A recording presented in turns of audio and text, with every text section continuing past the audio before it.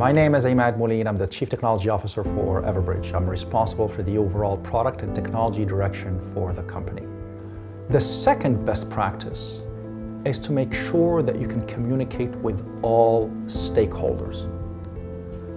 Who are the stakeholders in an event like this? So typically, you'll have the people who can help, you'll have the people who are impacted, and then the people who need to know. So for the people who can help, obviously, you can think of first responders, sure, but is that really public warning? But you know what? It can be broader than that. You may have community volunteers. You may have others that can certainly help those in need that may need to get different instructions. You have the people who are directly impacted, who may be in the area, for example.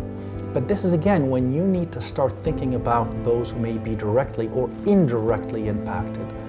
For example, I may not be in the area that's directly impacted by a particular incident such as a flood, but I may have a house there. I may have children who go to school in that area. I may have elderly parents, for example, who may be there and I need to know if they're going to be evacuated. There's of course the people who need to know as well. Are there others who need to know, whether it's public officials who aren't necessarily directly involved in any of the phases, but might need to know exactly what's going on? This is incredibly key.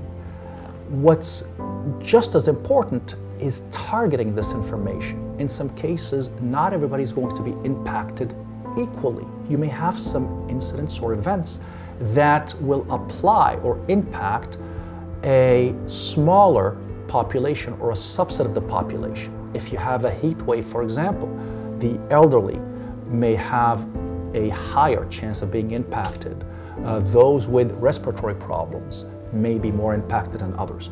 The ability to add an optional layer where people can opt in, can register to let you know what their functional needs might be, whether it's being dependent on oxygen or on power or being hard of hearing, can make all of the difference in your ability to help those who need help the most. So that's the second best practice, the ability to communicate with all stakeholders.